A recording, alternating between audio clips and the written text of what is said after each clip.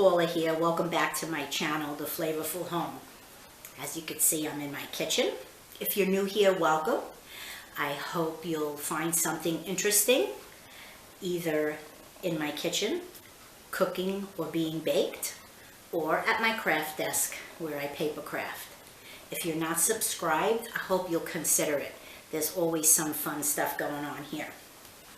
Today, I come to you with a fun collaboration that was put together by Leanne over at the Mennonite Farmhouse. I will put a link in the description box below so that you can go and check her out and subscribe to her.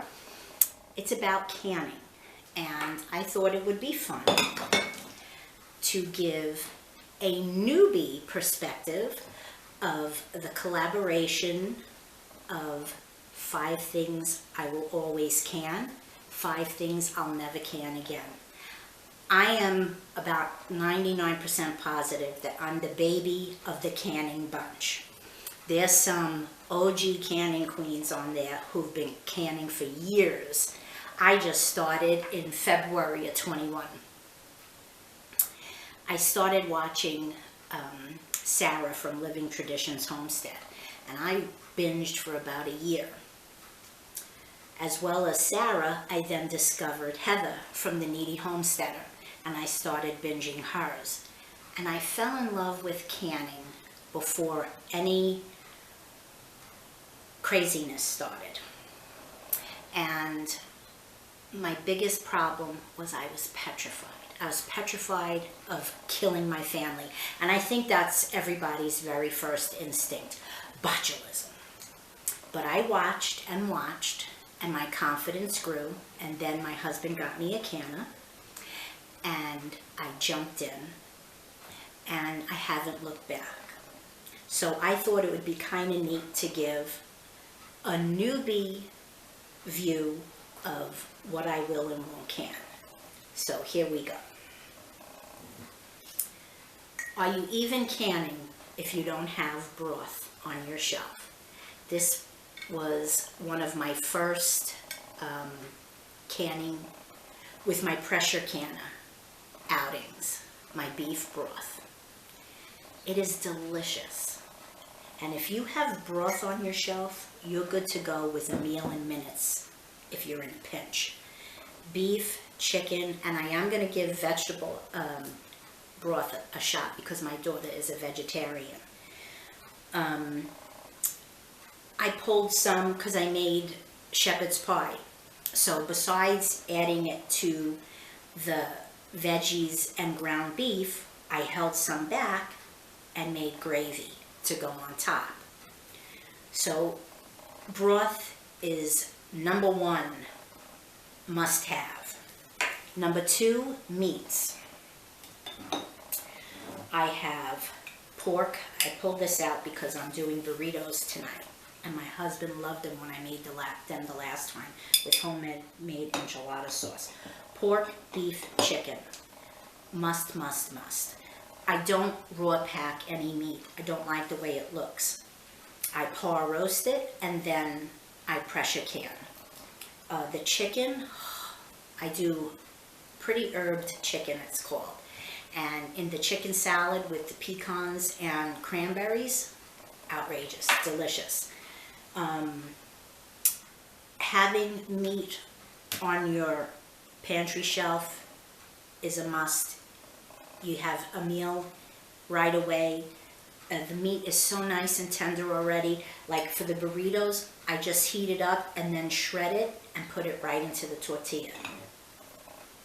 Meats are a must. Next, beans. I did these on the 9th because I had went through all my pinto beans. Refried beans, just whole like this, in a soup. Kidney beans, black beans, garbanzo beans. If you like hummus, you can't go wrong having garbanzo beans on your shelf. So beans are an absolute must. Fruits. When I say fruits, I'm talking about all jams, butters. I didn't bring them all up. Pie fillings. My apple pie this holiday was so delicious and so much easier because I had all the cutting done. It was in a jar. All I had to do was pop that top off, put it into my crust. Apple pie, 1, 2, 3.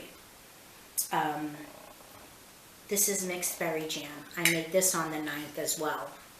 Strawberries, raspberries, blackberries. Smucker's has nothing on any jam you make in your kitchen. And it is flexible now. You could get that Pomona pectin so you don't have to use so much sugar. I did pineapple jam. My husband loves pineapple jam, loves it. It is so good in yogurt with some honey. If you get the plain yogurt, just maybe a dash of vanilla and granola, or in cottage cheese. Apple butter, I put it not only just on a slice of bread or toast, in oatmeal. It's delicious. So all your fruits to make your pie filling, your jams, concentrate. I made strawberry lemonade concentrate. I made 3 pint size and 2 half pints. I have 1 pint left. My kids loved it. There's raspberry syrups. It's endless what you can and have on your shelf. Last but not least, sauces. Barbecue sauce. I have, and I gave it as gifts for Christmas, spiced peach rum sauce. Holy macaroni on grilled chicken, on grilled pork. Yes, I put it in my yogurt, warmed on vanilla ice cream or on pound cake or butter cake. The king, applesauce. We go through applesauce frequently when I make pork and kielbasa. They love the applesauce on the side. Now I don't have to run out if I misjudged and there's no applesauce. I got it on my shelf. So those are my 5 musts. Broths, meats, beans, fruits, sauces. Yes, yes, yes. What will I not can? I have 2 absolute definite never can again. And by the way, if Alexa goes off, bear with me. I have bread, dough rising for rolls. Green beans. I know a lot of people like it, but I didn't. Not that I didn't like it, it was just a little too soft for me. I like to do a green bean saute with caramelized onions and brown sugar and balsamic vinegar. And I would prefer to just do what I was doing, which is blanch and freeze them with after vacuum sealing them. So I won't do green beans anymore. Chopped meat or ground beef. My husband is picky, and that he actually enjoyed the pork was a huge milestone for him, because he doesn't like that kind of stuff. But when he saw me watching a video of someone doing the ground beef, he said, don't even. So I will not do chopped meat. It would be silly for me. I'm not going to can things that my family's not going to eat. It's silly for me to go through all that time and hassle if I'm the only one who's going to eat it. So I'm not going to do that. So those are only 2 things. The third thing I'm going to say is rebel. I will never, ever rebel can. Rebel canning is very much a personal choice between the person doing it and their family.